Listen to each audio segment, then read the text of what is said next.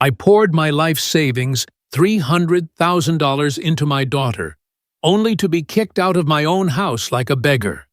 Then uncovered my son-in-law's scam to steal everything with a shocking secret. Total betrayal. Right. Like and sub now to catch the jaw-dropping twist. Share to warn your friends.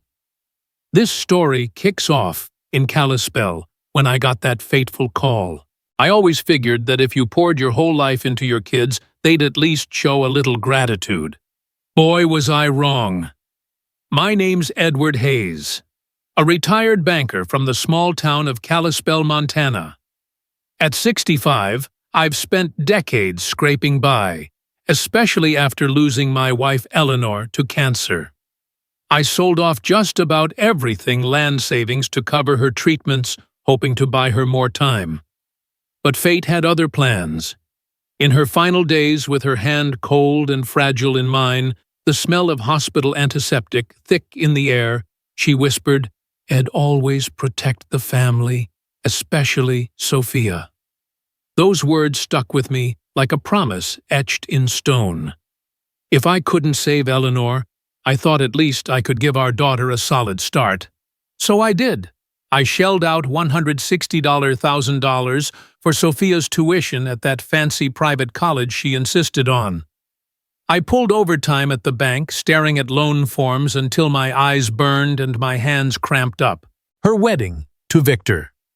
That set me back $25,000 from the flowers and venue to her dream dress.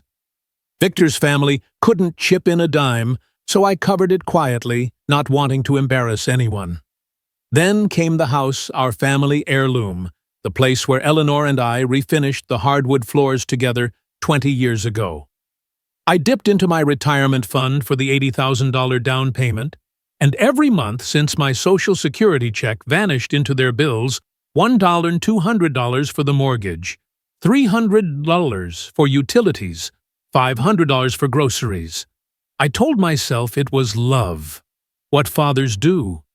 But day in, day out, I'd walk through the door with grocery bags digging into my palms, only to find Victor sprawled on Eleanor's old leather recliner, her last gift to me before she passed.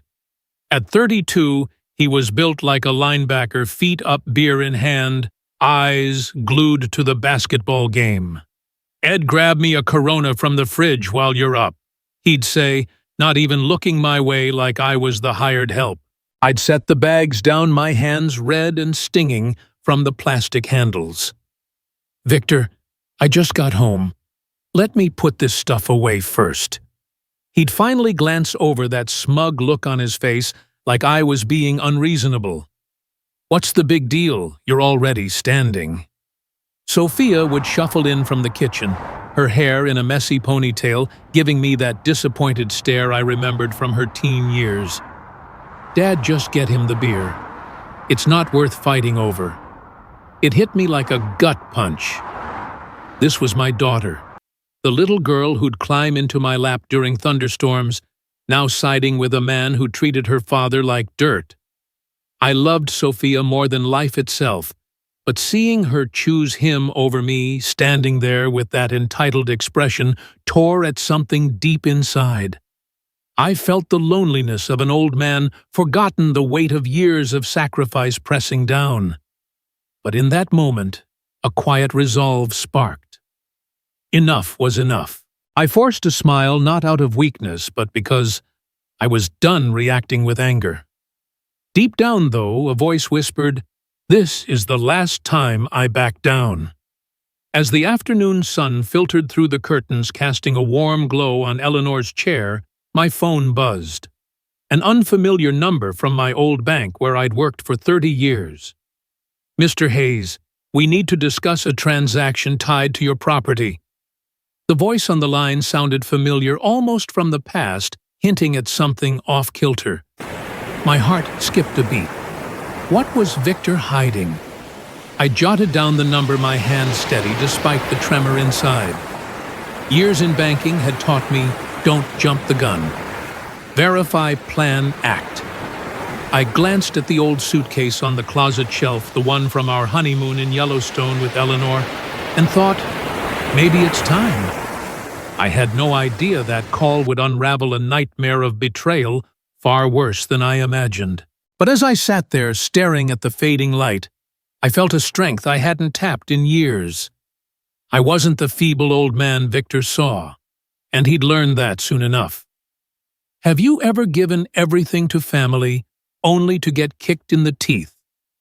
If this hits home, like and subscribe to follow my journey. Share it with friends. It might just warn them before it's too late. Let's go back to that spring afternoon in Callispel when the cracks started showing. That spring afternoon in Callispel hit me like a freight train. I was standing in the kitchen, grocery bags biting into my hands, staring at Victor sprawled across Eleanor's leather recliner like he was king of the castle. His demand for a Corona still stung, and Sophia's words, "Dad, just get him," the beer cut deeper than a knife. I always thought family meant having each other's backs. But right then, I saw something else. Pure entitlement. It was like a switch flipped, and everything changed in a heartbeat. Victor leaned forward, his 6'2" frame looming over me. "Listen up, Ed," he sneered, his voice cold as ice, like he was scolding a kid. "You want to stay in this house? You play ball. Serve me or pack your bags." He stepped closer, his beer breath in my face, and gave my shoulder a shove, not hard, but enough to make me stumble. My blood boiled, but 30 years in banking had taught me to keep cool with bullies. This was my home paid for, with every late-night shift, every dream I let go for them. Sophia stood by the kitchen door, arms crossed, her eyes flickering with guilt, but her voice steady. "Dad, you heard him," she said, turning her face away like she couldn't bear to look at me. "Do what Victor says, or leave. Now." I stared at my daughter, searching for the little girl who'd braid dandelions and giggle in my lap during thunderstorms. She was gone, replaced by this stranger who'd chosen a man who disrespected her father over the one who'd given her everything. Eleanor's voice echoed in my head. "Protect the family, Ed." Had I failed her by letting it come to this? My heart felt like it was cracking open, but I wouldn't give them the satisfaction of seeing me break. I forced a smile, not out of weakness, but because I knew something they didn't. I was done being their punching bag. "All right," I said, my voice calm as a still lake. Victor smirked, thinking he'd won. "Good. Now that beer, I cut him off. I'm packing." His smirk vanished. Sophia's jaw dropped like she'd bet on me, caving, shuffling to the fridge like a whipped dog. I turned down the hallway, my steps steady on the hardwood Eleanor and I had sanded together years ago. Victor muttered something sharp. Sophia's whispered, "Dad, wait," trailing behind, but I kept moving. In my bedroom, I pulled the old suitcase from the closet shelf, the one from our Yellowstone honeymoon, scratched and worn from better days. It landed on the bed with a quiet thud, ready to carry what was left of my life. I packed fast socks, shirts, Eleanor's photo tucked in tissue paper. My hands were steady, but my mind raced. $160,000 for Sophia's college, $25,000 for her wedding, $80,000 for this house, thousands more to keep their lights on. All for this, to be shoved and told to get out. Their voices hissed from the living room, Victor's rising, Sophia's softer, trying to rein him in. They were rattled, caught off guard by the old man, who wasn't supposed to push back. Zipping the suitcase, I felt the weight of betrayal, but something else, too, a spark of freedom. I was done carrying their load. I wheeled the suitcase out, their whispers stopping cold. Victor sat rigid in the recliner, eyes narrow. Sophia stood by the kitchen, her face torn, but neither said a word. I walked out the door, clicking shut, like a full stop. My Buick roared to life, steady as ever, and I pulled out of the driveway without a glance back. They didn't deserve it. The 30-minute drive to Pine Lodge Motel gave me time to breathe. Memories flooded in Sophia's college graduation, her wedding day. The house I thought would be her future. I told myself it was love, but now it felt like I'd been played. The motel room was small, clean, but hollow. No warmth like home. I dropped my suitcase and opened my laptop, the bank login glowing on the screen. That's when I saw it, a pending transaction under Victor's name flagged, linked to a casino account. My pulse jumped. What the hell was he up to? That call from the bank yesterday wasn't random. Something was seriously wrong. I grabbed a notepad, my banker's instincts kicking in. Fraudsters and deadbeats. I'd seen them all in my 30 years. I started a list, canceled the mortgage autopay, cut their car insurance block. The credit cards. Each line felt like cutting a chain. The hurt still burned Sophia's cold stare, Victor's shove. But a fire was growing inside me. They'd regret this, not with shouting matches, but with cold, hard consequences. They thought I was just an old man. They'd learn I was more. This betrayal hit me like a freight train, folks. If you've ever been stabbed in the back by family, hit that like button and subscribe to see how this unfolds. Share it with someone who needs a wake-up call.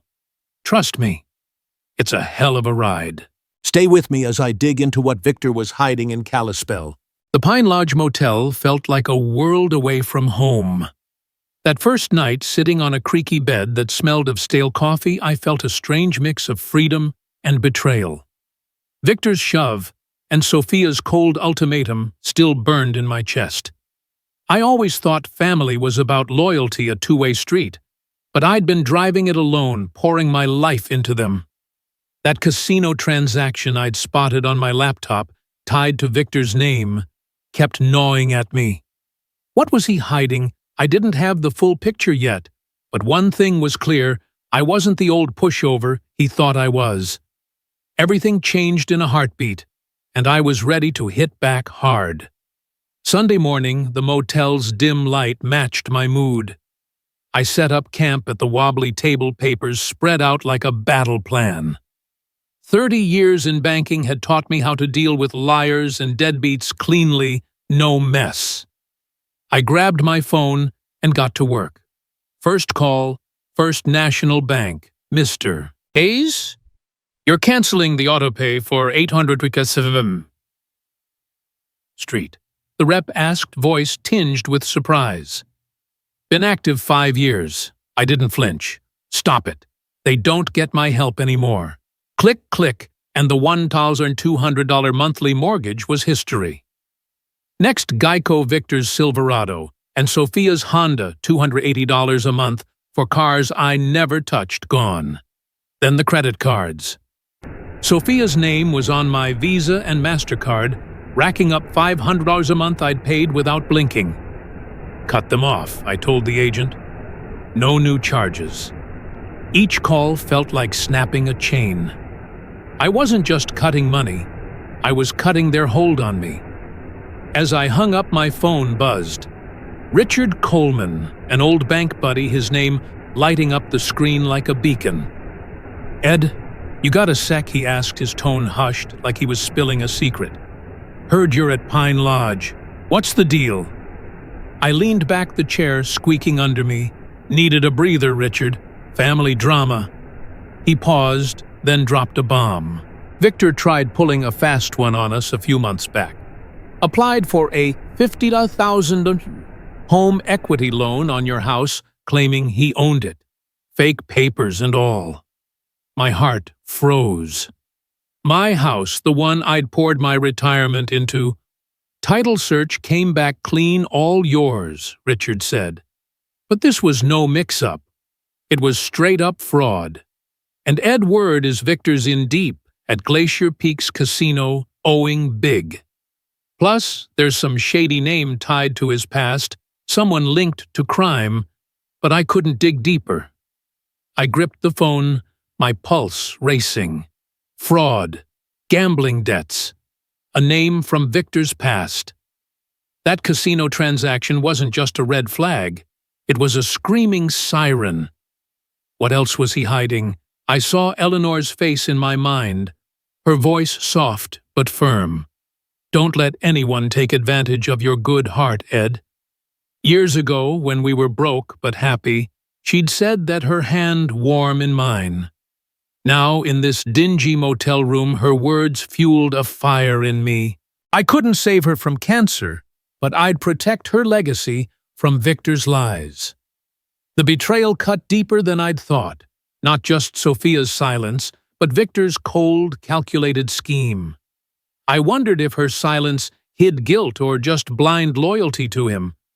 Either way, he was a snake, and I was done feeding him. I opened my laptop, pulling up bank statements and insurance records, my hands moving like they had a mind of their own. 30 years of banking muscle memory took over. I started a file, Victor Evidence. Every call confirmation number and Richard's bombshell went in there. I wasn't the feeble old man Victor sneered at. I knew how to trace fraud, how to shut it down. This wasn't about revenge. It was justice, pure and simple. My phone stayed quiet. No calls from Sophia or Victor. They didn't know yet. The mortgage would bounce in a week, the insurance lapse soon after. When it hit, they'd feel the ground crumble. I pictured Victor's smug grin fading, Sophia's guilty eyes widening, and a grim satisfaction settled in.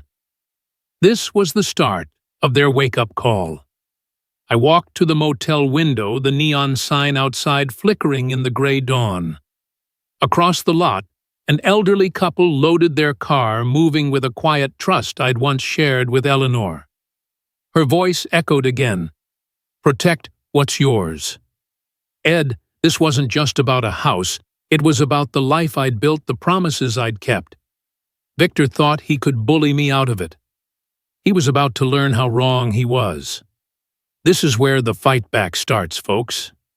If you've ever been played by someone you loved, hit that like button and subscribe to see how I turn the tables. Share this with anyone who needs to know. Betrayal doesn't get the last word. Stay with me as I dig into Victor's dirty secrets in Callispel. The Pine Lodge Motel was no paradise, but sitting on that creaky bed, the stale coffee smell hanging in the air, I felt a fire I hadn't felt in years. Victor's $50,000 $1,000 fraud attempt and his $18,000 $20,000 $1,000 casino debts were bad enough, but Richard's hint about some shady name tied to his past kept me tossing all night. I always thought I knew the guy my daughter married, but now I was staring at a stranger. Everything was changing in a heartbeat, and the deeper I dug, the uglier it got. That casino transaction on my laptop wasn't just a glitch, it was a blaring alarm. I wasn't just fighting for my house anymore. I was fighting to uncover Victor's lies and pull Sophia out of the mess he'd dragged her into. Monday morning, the cold Montana air stung my face.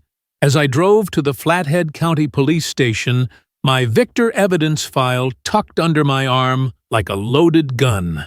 Detective Alan Reeves, an old pal from the church building committee, met me in his cluttered office, coffee stains on his desk and a tired look in his eyes. Ed, you look like you're out for blood, he said, shaking my hand. I laid it all out. Victor's fraud, the casino debts, Richard's cryptic warning about a shady connection. Alan scribbled notes, his face tightening. Victor's a regular at Glacier Peaks Casino, he said. Owes $18,000 to $20,000, mostly high-stakes poker. He's been dodging creditors for weeks. Then came the gut punch. But here's the real kicker, Ed. We dug into his past. Victor's the bastard son of Tommy the Bull Larson, a lowlife who ran scams in Callispel back in the 90s. Word is Victor's been using Sophia to get his hands on your house, likely to pay off his daddy's old debts. Alan glanced away like he knew more than he was letting on. My heart sank like a stone. Victor wasn't just a deadbeat. He was a pawn in a bigger con, playing my daughter like a cheap card. I pictured Sophia, the little girl who'd hand me dandelions from the yard, now tangled in his lies. He's been planning this since they met. I asked, my voice barely steady. Alan nodded grim. Looks like it. Your property's the jackpot. I gripped the chair, its wood creaking under my hands, and heard Eleanor's voice in my head. Don't let anyone take advantage of your good heart, Ed. Years ago, over pancakes in our tiny kitchen, she'd said that her smile, bright as dawn. Now her words were my anchor in this dingy office. I wasn't just pissed, I was gutted for Sophia. Did she see through him, or was she too far gone in his spell? Back at the motel, my phone buzzed with a missed call from Sophia. No message, just her name glowing like a ghost on the screen. Was she reaching out, or was this Victor pulling strings? Her number lingered there like a plea. I wasn't ready to answer. I didn't call back, not yet. Instead, I opened my laptop and updated my Victor evidence file, adding Alan's bombshell about Tommy Larson. My hands shook, not from fear, but from a burning need to save what was left of my family. I wasn't the weak old man Victor laughed at. 30 years in banking taught me how to follow the money, and I was closing in fast. That afternoon, Evelyn Patterson, my neighbor for 20 years, showed up at my door, her face a mix of worry and fury. Ed, you gotta see this, she said, pressing a USB drive into my hand. Caught it on my security cam last night. I plugged it in, and there was Victor sneaking into my garage at 2 a.m., digging through my old files. But he wasn't alone. A young woman mid-20s stood, watch her face, half hidden in the dark. She hangs around Glacier Peaks, Evelyn whispered. Seen her with Victor before. My blood ran cold. Not only was he trying to rob me, he was cheating on Sophia, using my money to bankroll his casino girlfriend. The nerve of it hit me like a slap. He'd been living under my roof, eating my food, and funneling my cash to her. I thanked Evelyn her quiet support, a flicker of warmth in this storm, but inside, I was raging. This wasn't just about me anymore. It was about setting Sophia free. I got to work my banker's brain on overdrive. I called Frontier Financial Services, one of Victor's creditors, who'd been blowing up my phone. This is Edward Hayes, I said, voice calm as steel. Victor Thompson doesn't live at my address anymore. He's got no claim to my property. Try him at Mountain View Auto on Highway 93. I made 2 more calls, setting the record straight with every creditor who'd been chasing my number because of his lies. Each call tightened the screws.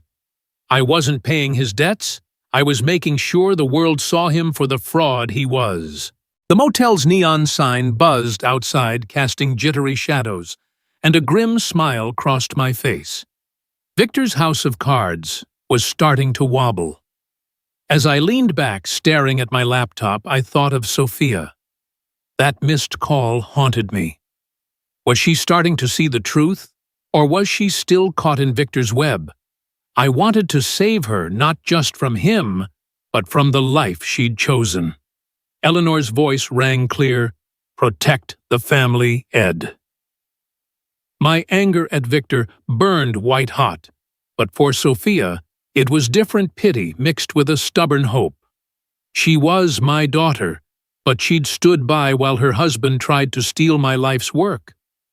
Still, I couldn't let her sink with him. The truth would hurt, but it would set her free. I stepped to the window, the neon glow flickering like my resolve. Across the lot, an old couple laughed, packing their car with the kind of trust I'd lost. Victor thought he could play me for a fool, but he was about to find out you don't mess with a man who's got nothing left to lose. This is where his lies start unraveling, folks. If you've ever had someone try to pull the wool over your eyes, hit that like button and subscribe to see how I brought the truth to light. Share this with anyone who needs a wake-up call, because in Callispel, secrets don't stay buried long. Stick with me as Victor's world starts to crumble. The flickering neon outside my Pine Lodge room buzzed like a bad omen, and the stale motel air clung to me as I stared at Sophia's missed call on my phone. After learning Victor was Tommy Larson's son, using my daughter to steal my house and bankrolling his casino girlfriend with my money, I thought nothing could shock me anymore. But I was wrong. Everything was changing in a heartbeat, and that call from Sophia, her name glowing like a faint hope, made me wonder if she was finally seeing through Victor's lies. I always thought family could pull through anything, but now, with his betrayal cutting deeper than ever, I wasn't so sure. Still, I wasn't the broken old man he thought he could push around. I was ready to fight, and this time, it was personal. Tuesday evening, a sharp knock rattled my motel door. Through the peephole, I saw Victor, his face flushed with anger, and Sophia, eyes red and puffy, clutching her purse like a lifeline. I opened the door, but kept it half closed, my guard up. Victor didn't waste time. "You're screwing us over, Ed," he growled, stepping close enough I could smell the whiskey on his breath. "Canceling the mortgage, the insurance. You're ruining our lives." He jabbed a finger at me, his height looming like a threat. Sophia cut in, her voice shaky but practiced. "Dad, I'm pregnant. The stress from all this is killing me. The doctor says I could lose the baby." Her words hit like a punch to the gut. A grandchild. For a split second, I saw the little girl who'd hand me dandelions from the yard, her smile bright as summer. But something in her tone felt off. Too calculated, too desperate.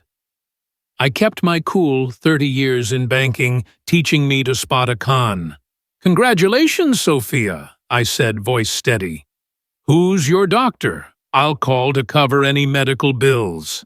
Her face froze, eyes darting to Victor. "You don't need to do that, Dad," she stammered. "It's private." That's when I knew. I called Dr. Richard's office, a friend who'd cared for Eleanor. "Ed," she said quietly, "Sophia hasn't been here in years, but last year she came in after a miscarriage.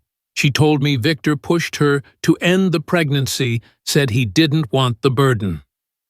My heart shattered. Not only was Victor a fraud and a cheat, he'd forced my daughter to give up a child. And now they were playing the pregnancy card to manipulate me. The betrayal wasn't just a knife, it was a serrated blade. I looked at Sophia, searching for a flicker of the girl I raised. "If there's a baby, I'll help," I said, "but I'm calling Dr. Richards to confirm." Victor's face twisted, and he stepped closer, his fist clenched. "You're out of line, old man." I didn't flinch. "Back off, Victor, or I call the cops." He froze, and Sophia grabbed his arm, whispering, "Let's go." As they left, my phone buzzed a text from Sophia. "Dad, I need to talk. Alone." My pulse quickened. Was she doubting him, or was this another trap? That message was a lifeline, but I wasn't ready to grab it yet. I needed to protect myself first. The next morning, I drove to the courthouse, the cold air biting my face as I clutched my Victor evidence file. I filed for a restraining order against Victor, my banker's precision guiding every word. He threatened me in my motel room, I told the clerk, handing over timestamps from Evelyn's security video showing Victor's late-night prowling. "He's a danger." The clerk stamped the papers, her voice matter-of-fact. "Sheriff will serve him within 48 hours. I walked out feeling a weight lift. I wasn't just an old man fighting back. I was a father taking a stand. Eleanor's voice echoed in my mind. Protect the family, Ed. I'd failed her once by letting Victor's lies fester. Not anymore. Back at the motel, I sat in the dim light, the neon buzz outside like a heartbeat. I thought of Sophia, that little girl who'd giggle as I tucked her in, now caught in Victor's web. My anger at him was white hot. He'd stolen my money, my daughter's trust, and even her chance at motherhood. But for Sophia, I felt a deep, aching loneliness. Was she too far gone, or could I still reach her? That text lingered like a ghost. I wanted to save her, but I wouldn't fall for their games again. Victor thought he could bully me into submission, but he was about to lose everything, starting with his job. This is where the tables turn hard, folks. If you've ever been played by someone you loved, hit that like button and subscribe to see how I took back my life. Share this with anyone who needs to know, because in Callispel, lies don't last long. Stick with me as Victor's world starts to implode. The neon buzz outside my Pine Lodge room felt like a countdown, each flicker marking the seconds until Victor's world started to cave in. Sophia's text. Dad, I need to talk. Alone. Still lingered on my phone, a faint spark of hope in the mess of Victor's lies. After his fake pregnancy stunt, his casino girlfriend, and his ties to Tommy Larson, I thought I'd seen the worst of his betrayal. But I was wrong. Everything was changing in a heartbeat, and that text from Sophia made me wonder if she was finally waking up to the snake she'd married. I always thought family could weather any storm, but now, with Victor's claws in deeper than ever, I was fighting not just for me, but to pull my daughter out of his trap. Wednesday morning, I was nursing a coffee at Annie's diner, the smell of bacon grease and burnt toast grounding me in the chaos. My phone rang. Mike Brennan, Victor's boss at Mountain View Auto. Ed, we need to talk, he said, his voice heavy. Victor's been telling people you're losing it, throwing him out over nothing. But 3 customers today mentioned he owes them money. One saw him at Glacier Peaks Casino. It's hurting my business. My grip tightened on the mug. Victor's lies were spreading like wildfire, but the truth was catching up. Mike, he's been lying for years, I said.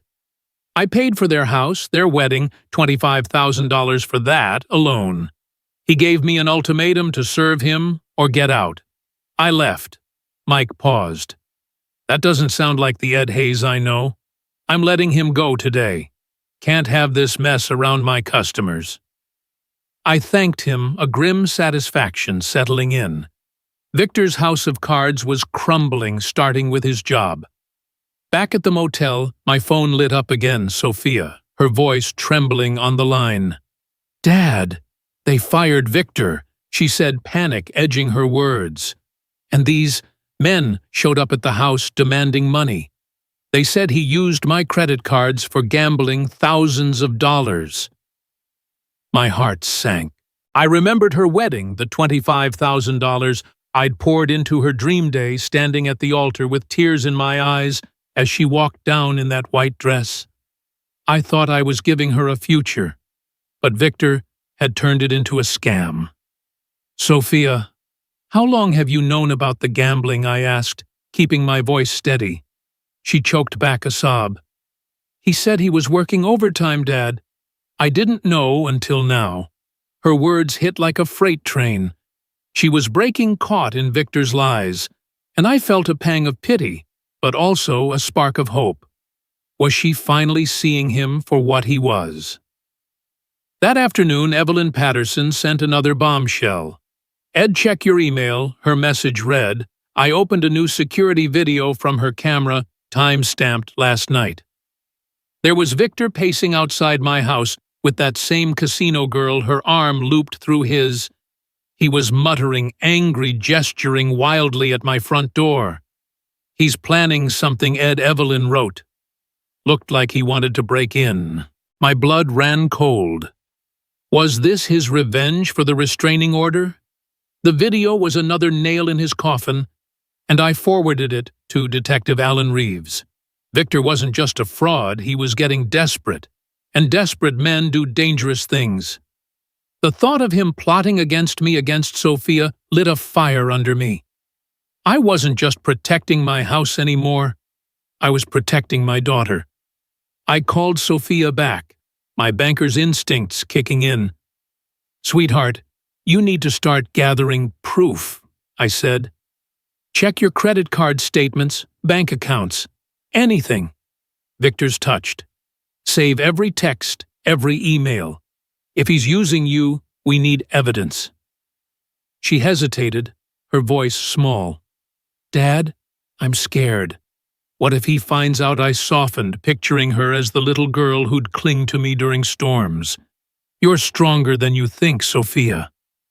I'll help you through this." She went quiet, then whispered, "Okay, Dad."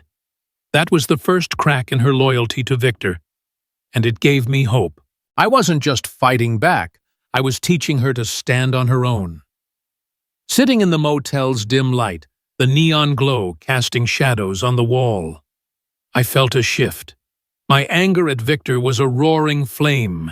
He'd stolen my money, my daughter's trust, and now her future with his gambling and lies.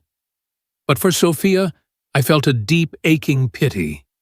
She was my little girl caught in a web she didn't weave. I thought of Eleanor, her voice steady, "Protect the family, Ed."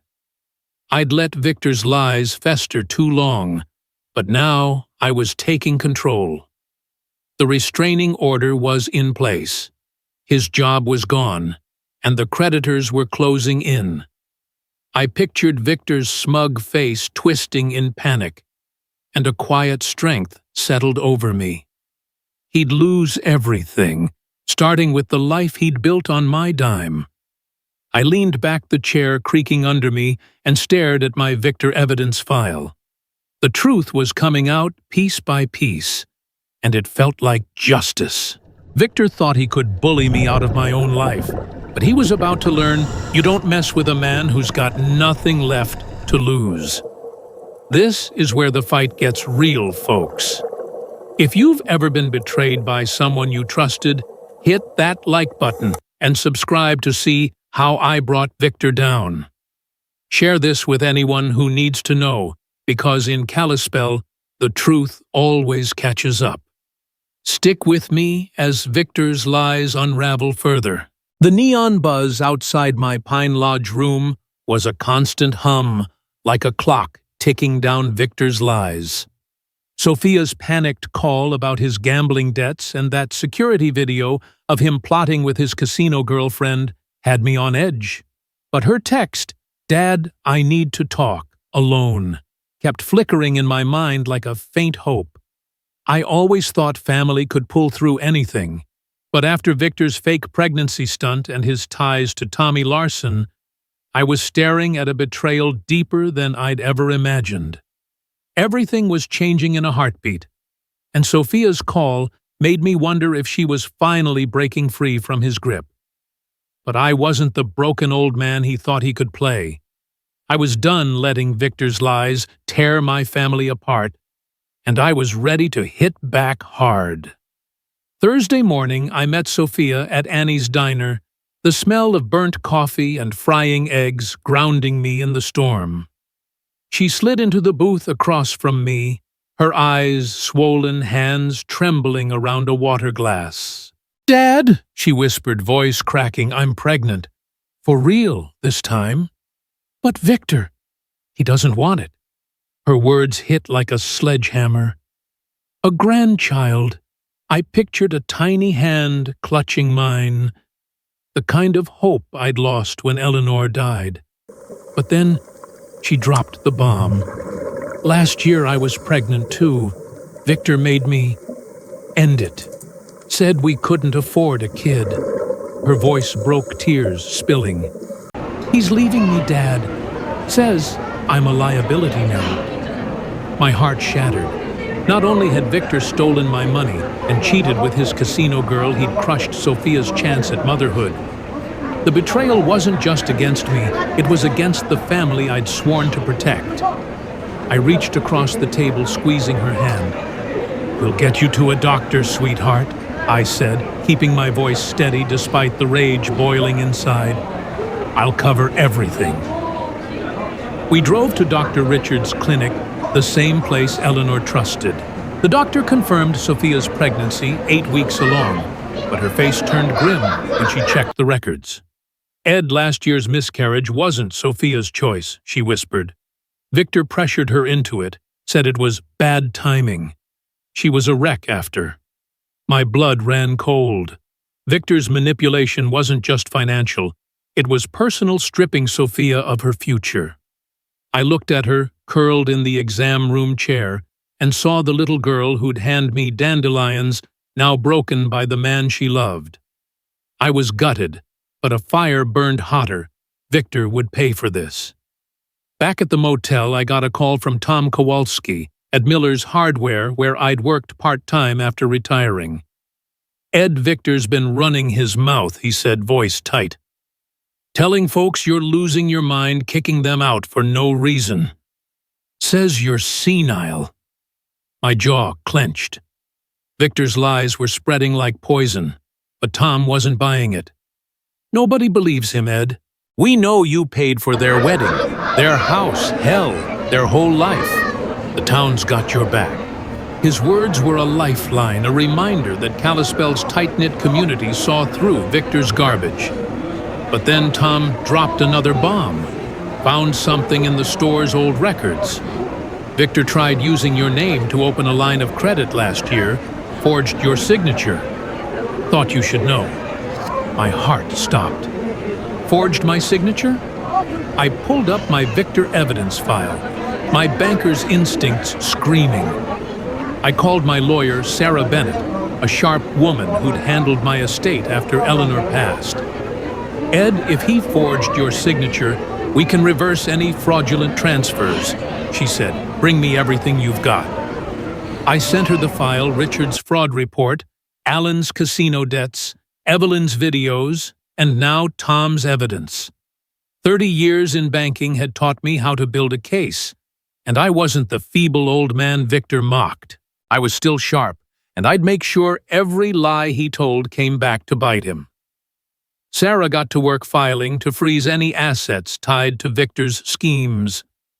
The courthouse felt like a battlefield, and I was armed. Sitting in the motel's dim light, the neon glow casting jagged shadows, I felt a shift. My anger at Victor was a white-hot blaze. He'd stolen my money, Sophia's trust, and her chance at motherhood, all while forging my name to take my home. But for Sophia, I felt a deep, aching pity. She was my little girl, trapped in a web of his lies, and her pregnancy gave me a flicker of hope, a grandchild to fight for. Eleanor's voice echoed, "Protect the family, Ed." I'd let Victor's schemes fester too long, but now I was taking control. The town's support, Sarah's legal moves, and Sophia's crack in loyalty were my weapons. I pictured Victor's smug face twisting in panic as his lies unraveled and a quiet strength settled in. He'd lose everything, starting with his grip on my family. I leaned back, the chair creaking under me, staring at Sophia's text. Was she ready to break free, or was she still caught? The truth was coming, and it would hurt, but it would set her free. Victor thought he could outsmart me, but he was about to learn, you don't cross a man who's got nothing left to lose.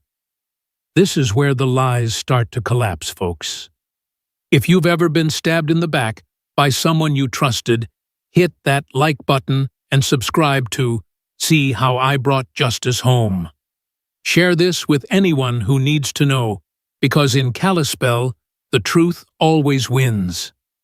Stick with me as Victor's world falls apart. The neon hum outside my Pine Lodge room pulsed like a war drum, each flicker counting down the seconds until Victor's world fell apart. Sophia's confession about her pregnancy, Victor's forced miscarriage last year, and his forged signature to steal my house had shattered me, but her bank statement's proof of his gambling on her cards gave me hope she was breaking free.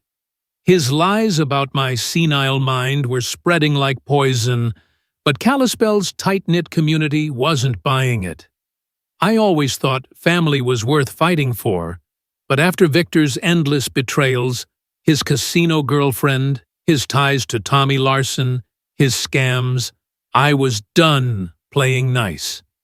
Everything was changing in a heartbeat, and I was ready to face him head-on. Victor thought he could scare me into silence, but he was about to learn you don't mess with a man who's got nothing left to lose. Friday morning, I was walking downtown, the cold Montana wind biting my face, my breath visible in the crisp air. The streets of Callispel were quiet, the kind of quiet that carries whispers of gossip faster than a wildfire. I spotted Victor outside First National Bank, his voice loud and brash, spinning lies to a small crowd of locals, shopkeepers, retirees, folks I'd known for decades. "Ed's lost his marbles," he said, fake pity dripping from every word. "Kicked us out for no reason, left his pregnant daughter high and dry. He's gone senile." The crowd murmured, some nodding, others skeptical, but their eyes shifted as I approached my steps, steady on the cracked sidewalk. I wasn't the broken old man he painted. I stood tall, my voice clear and loud enough for everyone to hear. "Hello, Victor.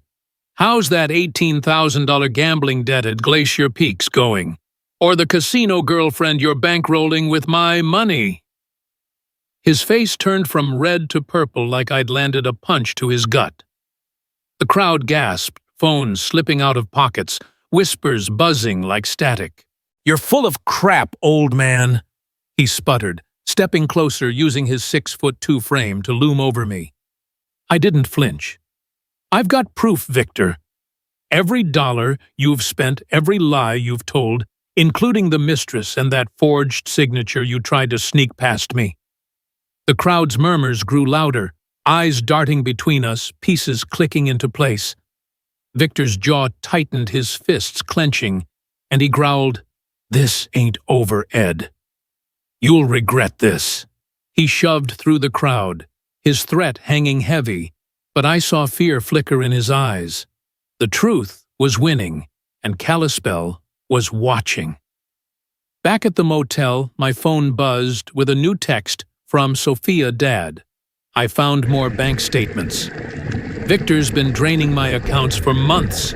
I'm done with him." My heart leapt, a spark of hope cutting through the fog of betrayal. She was choosing the truth. I called her, my voice steady, despite the adrenaline pumping through me. "Send me everything, Sophia. Every statement, every receipt. We're building a case to bury him." Her voice trembled, but there was a new strength in it. "I'm scared, Dad. He's been acting unhinged, yelling, throwing things." Her words sent a chill down my spine, colder than the Montana wind. Victor wasn't just losing his grip. He was dangerous, and Sophia's unborn child was at risk. I thought of Eleanor, her voice firm over our old kitchen table.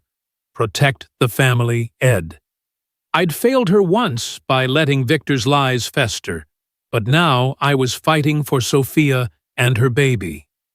That afternoon, she emailed me more evidence pages of charges to Glacier Peaks Casino, thousands on her cards, all hidden behind Victor's overtime excuses. Her betrayal mirrored mine, and it broke my heart, but it also steeled my resolve. She was choosing me, choosing justice, and I'd make sure it counted. That evening, my phone rang, an unknown number.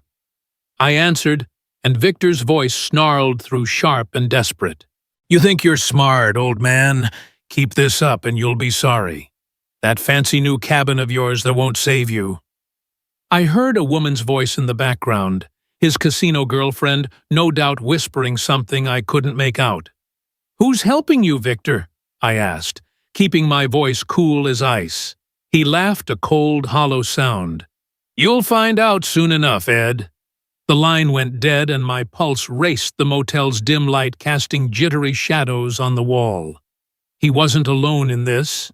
That woman was his accomplice, maybe more. The thought of them plotting together against me, against Sophia, lit a fire in me, but it also sparked a flicker of fear. What were they planning? A break-in, something worse. I wasn't taking any chances. I'd just bought a small cabin by Flathead Lake, a fresh start, away from the house Victor had tainted with his lies. I drove there under a gray sky, the lake's choppy waves crashing against the shore, mirroring the unease in my chest. The cabin was simple wooden walls, a small porch, the smell of pine and damp earth, but it was mine. I spent the afternoon installing security cameras around the property, my banker's precision guiding every wire and angle. If Victor was coming for me, I'd catch him red-handed. I called Detective Alan Reeves, my voice steady, as I forwarded Sophia's bank statements and Evelyn's latest video of Victor plotting outside my house. "He's getting reckless," Ed Allen said, his tone grim. "That call's enough to put him on our radar. Keep those cameras rolling, and stay sharp." I hung up the wind howling outside and felt a shift. The fear was there. Victor's threat wasn't empty, but it was fading, replaced by a quiet confidence. I'd built a case piece by piece with Sophia's help and Callispel's support. Victor's days were numbered. Sitting in the cabin's dim light, the fire crackling in the small hearth, I thought of Sophia. Her texts, her evidence, her pregnancy. They were lifelines, pulling us back together. I pictured her as the little girl who'd giggle when I spun her around in the yard, now fighting to break free from Victor's lies. My anger at him was a raging storm. He'd stolen my money, her trust, her chance at motherhood, and tried to take my home with a forged signature. But for Sophia, I felt a deep, aching hope. She was my daughter, and her unborn child was my future. Eleanor's voice rang clear, "Protect the family, Ed." I'd let Victor's schemes fester too long, but now I was in control. The restraining order, the town's support, Sophia's evidence, and those cameras were my arsenal. I pictured Victor's smug face twisting in panic as his world collapsed and a steely resolve settled in. He'd pay with jail time, and I'd make sure of it. I leaned back, the chair creaking under me, staring at the lake's dark waters through the window. The wind carried a faint howl, like the truth closing in. Victor thought he could scare me into submission, but he was wrong. This was my fight, and I was ready to finish it. This is where the truth hits like a freight train, folks. If you've ever had someone try to break you, hit that like button and subscribe to see how I took Victor down. Share this with anyone who needs to know. Because in Callispel, lies get crushed. Stick with me as Victor's plans unravel for good. The wind howled off Flathead Lake, rattling the windows of my new cabin. Its pine-scented air a sharp contrast to the stale motel room I'd left behind. Victor's threat, "That fancy new cabin won't save you," echoed in my head, and Sophia's bank statements proving he'd drained her accounts burned in my mind. Her choice to side with me, sending evidence of his gambling, was a lifeline, but his accomplice, that casino girlfriend, made my gut churn. I always thought family could survive any storm, but Victor's lies, from forged signatures to forced miscarriages, had torn us apart. Everything was changing in a heartbeat, and with my cameras rolling and Detective Alan Reeves on alert, I was ready for whatever he'd throw at me. Victor thought he could break me, but he was about to learn you don't cross a man who's got nothing left to lose. Friday night, the lake's dark waves crashed against the shore, mirroring the tension in my chest. I was checking the camera feeds on my laptop, their grainy images flickering in the dim light, when my phone buzzed Sophia, her voice frantic. "Dad? Victor knows I sent you those statements. He's furious. I think he's coming for you." My heart raced. "Where are you, sweetheart?" I asked, gripping the phone. "I'm driving to your cabin. I can't let him hurt you." Before I could stop her, headlights pierced the darkness outside, followed by the crunch of gravel. I glanced at the camera feed, Victor's truck pulling up fast with that casino girl in the passenger seat. My blood ran cold. He was here, and Sophia was on her way into a trap. I grabbed my phone, texting Alan Reeves' Victor at my cabin. "Now." The wind screamed as I locked the door, my banker's precision keeping me calm despite the fear clawing at me. I heard Victor's boots on the porch, then a loud bang him, kicking the door. "Open up, old man," he shouted, his voice raw with desperation. "You've ruined everything." I stayed silent, watching the camera feed as he circled the cabin, a crowbar in hand, the casino girl trailing him, whispering something urgent. Suddenly, another set of headlights cut through the night, Sophia's car screeching to a stop.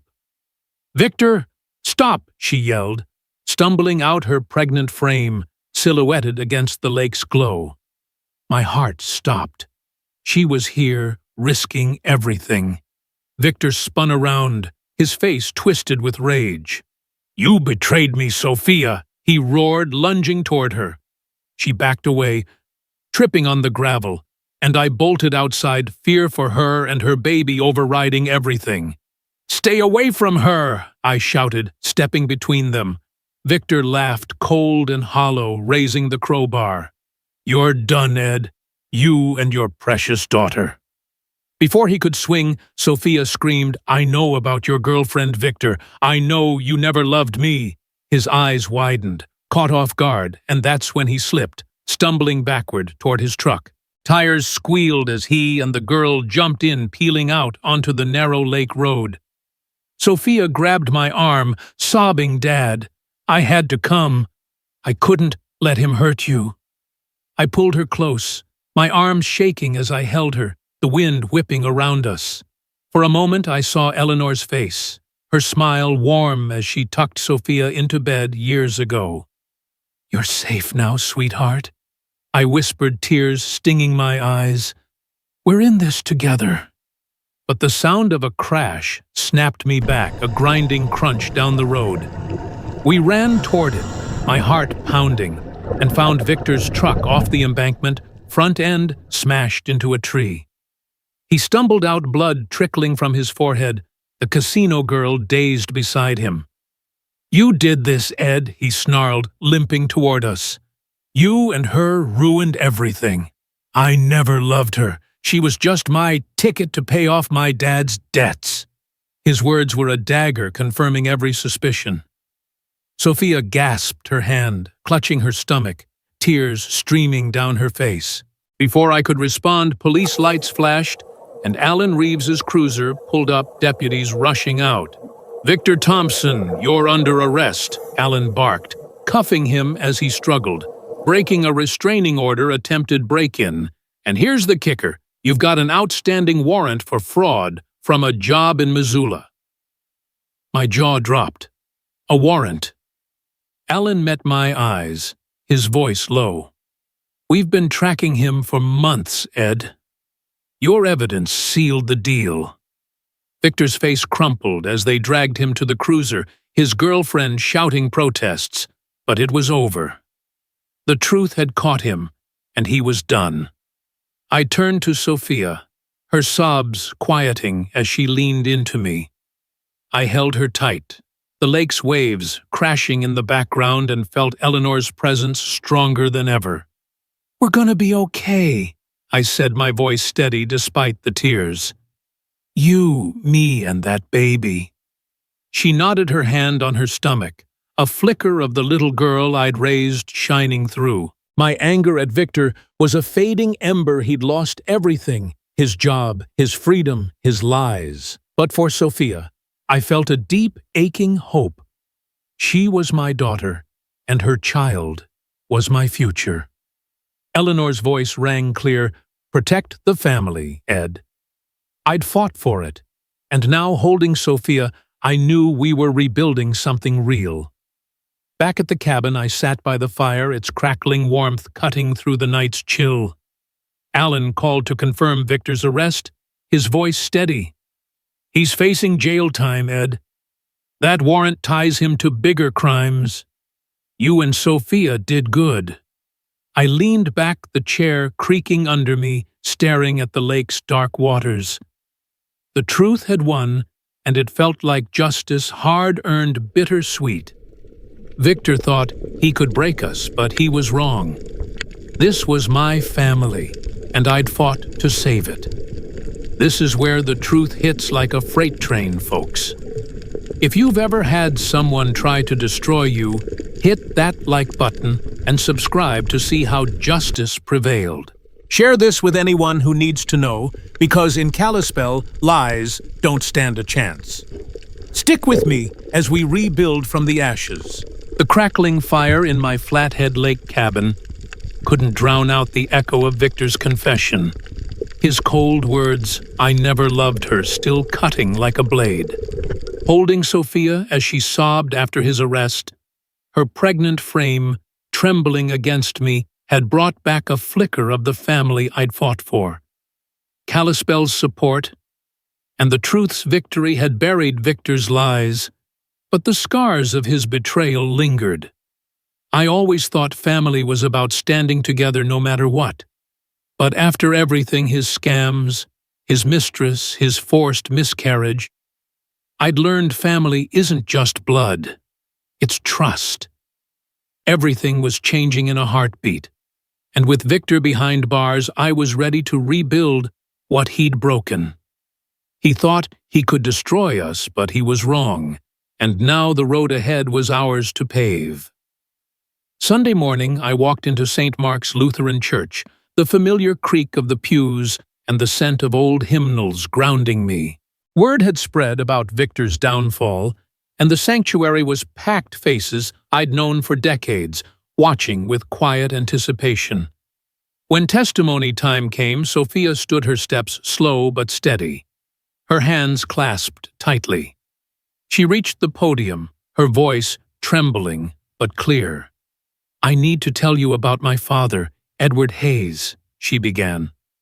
"For 5 years, he paid for my life, $160,000 for my college, $25,000 for my wedding, $80,000 for our house. He covered our mortgage, utilities, groceries, all on his Social Security. And when I chose my husband over him, we gave him an ultimatum: serve Victor or leave. He chose to leave, to keep his dignity." Her voice broke, tears spilling. "I stood by while Victor disrespected the man who gave us everything. I was wrong." She looked at me, eyes shining with regret. "Dad, I'm so sorry. It's not enough, but it's a start." The congregation murmured support, some wiping tears, and I felt Eleanor's presence, her voice soft. "Protect the family, Ed." Sophia's words weren't just an apology, they were a bridge back to her. After the service, I sat in Annie's diner, the smell of fresh coffee and warm pie filling the air. Sophia joined me, her face softer, less haunted. "I filed for divorce yesterday," she said quietly, "and I'm starting counseling next week. I want to be better. Dad, for me, for the baby." I reached across, squeezing her hand, a lump in my throat. "You're already on your way, sweetheart." We talked not like before, but like two adults rebuilding trust, one coffee at a time. I saw the little girl who'd giggle at my bedtime stories, now growing into a woman who'd faced her mistakes. My heart ached with hope, not just for us, but for the grandchild who'd carry Eleanor's spirit. Back at the cabin, I made a decision. That house on Pine Street where Victor's lies had festered wasn't home anymore. I met with my lawyer, Sarah Bennett, and signed papers to donate it to the Montana Veterans Housing Initiative. "It'll house 3 veteran families," Sarah said, smiling. You're doing something big, Ed. I drove by one last time watching workers turn it into apartments, the porch where Sophia once played, now a shared space for families who knew sacrifice. I'd given so much to Victor's greed, but this felt right, like giving back to those who'd earned it. At the Veterans Center, I met a young orphan, Tim, whose quiet smile reminded me of Sophia at that age. I signed up to mentor him, a small step toward rebuilding, a symbol of starting fresh. Eleanor's voice whispered, "You're doing good, Ed." A week later, a letter arrived from Victor postmarked from the county jail. "Ed, I messed up," it read. "I want to make things right." His words dripped with fake remorse, the same calculated tone he'd used to manipulate Sophia. I tossed it in the fire, watching it curl to ash. He'd lost his chance. My focus was on Sophia, on Tim, on the life I was building. Victor thought he could play the victim, but I saw through him, always would. Sitting by the lake, the water lapping gently under a golden sunset, I felt peace for the first time in years.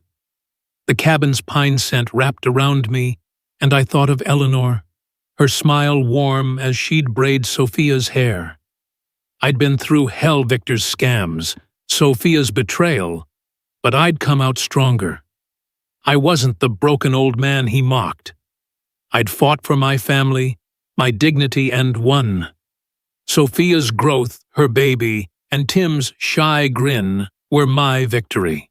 Victor was behind bars, his lies ashes in the wind. I'd paid a price, but I'd found something better, a family built on trust, not blood. The truth had won, and it felt like justice, hard-earned, bittersweet. I leaned back, the chair creaking under me, staring at the lake's shimmering surface. Victor thought he could break us, but he was wrong. This was our new beginning. This is where the healing starts, folks. If you've ever fought to take back your life, hit that like button and subscribe to see how we rebuilt from nothing. Share this with anyone who needs to know, because in Callispel, the truth builds stronger foundations than lies ever could. Stick with me as we step into a new chapter. 3 months later, I sat on the dock of my Flathead Lake cabin, the morning sun painting the water gold, the air carrying the sharp scent of pine and a gentle breeze. My fishing rod rested in my hands, the line bobbing lazily as I watched an osprey circle above its wings, cutting clean through the sky. Sophia's public apology at church, her divorce, and her steps toward counseling had rebuilt a bridge between us, one I'd thought was burned to ash by Victor's lies. Donating the Pine Street house to veterans and mentoring young Tim had given me a new start. But the scars of betrayal, Victor's scams, his mistress, his forced miscarriage still lingered. I always thought family was about blood, but I'd learned the hard way family is about trust, respect, and standing tall. Everything had changed in a heartbeat, and now with Victor behind bars, I was living for something bigger than myself. He thought he could break us, but he was wrong, and this quiet morning by the lake was proof. Sophia's car pulled up the gravel, crunching softly under her tires. She stepped out, cradling her newborn daughter Ellie, named after Eleanor, my late wife. Sophia's face was softer now, the weight of Victor's lies lifted, replaced by a cautious strength. "Hey, Dad?" she said, settling beside me on the dock. Ellie cooing in her arms. I reached out, brushing a finger across Ellie's tiny hand, her grip surprisingly strong. "She's got your spirit," I said, my voice thick with emotion. Sophia smiled, a flicker of the little girl who'd handed me dandelions years ago. "I'm trying, Dad," she said. "Counseling's helping. I want to be the mom Ellie deserves." We sat in silence, the lake lapping gently, and I felt a deep, hard-earned peace. I thought of Eleanor, her warm smile as she'd braid Sophia's hair, and knew she'd be proud. We were rebuilding not on money or lies, but on respect, a real family. As Ellie gurgled, I reflected on the journey. I'd poured $300,000 into Sophia's Life College wedding house, thinking it was love, only to be kicked out like a stranger. Victor's scams, his casino girlfriend, his ties to Tommy Larson, and his cruel manipulation had nearly destroyed us. But Callispel's support, Evelyn's videos, Tom's evidence, Alan's arrest had pulled me through. I'd fought back, not with fists, but with truth, using my banker's brain to build a case that sent Victor to jail. Sophia's apology at St. Mark's, her divorce, and her counseling were her own fight proof she was growing into the woman I'd hoped she'd be. I wasn't the broken old man Victor mocked. I was a father, a grandfather, and I'd won back my dignity. I pulled out a small photo from my wallet, Eleanor and Sophia laughing in the yard years ago. "You know, sweetheart," I said to Sophia, "I used to think blood made a family. But it's not that. It's about who stands by you, who respects you." She nodded, eyes glistening. "I learned that the hard way, Dad. I'm sorry I didn't see it sooner." I squeezed her shoulder. "You're here now. That's what matters." I turned to Ellie, her tiny eyes bright. "And you, little one, I'll teach you what your grandma taught me, always stand tall no matter what." The osprey dove, snatching a fish from the lake with fierce precision, a symbol of resilience that hit me square in the chest. That was us, scarred but strong, rising from the ashes. A letter from Victor had arrived last week, postmarked from jail. "Ed, I'm sorry. Let me make it right." It read his words, dripping with the same fake remorse he'd used to manipulate Sophia. I'd burned it, the ashes scattering in the wind. He was gone, locked away with a fraud warrant hanging over him. But a rumor from Alan Reeves lingered. Victor might get early release, maybe try to come back. The thought sent a chill, but I wasn't afraid. Callispel had my back, Evelyn, Tom, Sarah, the whole town. I'd built a new life here, mentoring Tim, watching Ellie grow, and I was ready for anything. Victor thought he could outsmart us, but he'd lost everything, his freedom, his lies, his hold on Sophia. As the sun climbed higher, the lake shimmered like a promise. I handed Sophia the fishing rod, showing her how to cast, just like I had when she was a kid. "You've got this," I said, and she laughed, a sound I hadn't heard in years. We were starting over one moment at a time, building a family on trust, not blood. Eleanor's voice echoed one last time. "Protect the family, Ed." I had, and I'd keep doing it for Sophia, for Ellie, for Tim. The osprey soared above, a reminder that resilience wins. Victor's lies were gone, and my legacy, self-respect, love, truth, would live on in Ellie's bright eyes. I leaned back, the dock creaking under me, the lake's gentle lapping like a heartbeat. This was my victory, hard-won and bittersweet. If you've ever fought to rebuild after betrayal, hit that like button and subscribe to see how we rose from nothing. Share this with anyone who needs to know, because in Callispel, the truth builds a stronger future than lies ever could. Stick with me, because this is where the real story begins. The truth won, and it taught me family isn't just blood. It's trust, respect, and standing tall. Victor's lies are gone, and Sophia, Ellie, and I are building a new future. If my fight for justice hit home, hit that like button, subscribe, and share this with anyone who needs to know. In Callispel, the truth always rises. Thanks for sticking with me.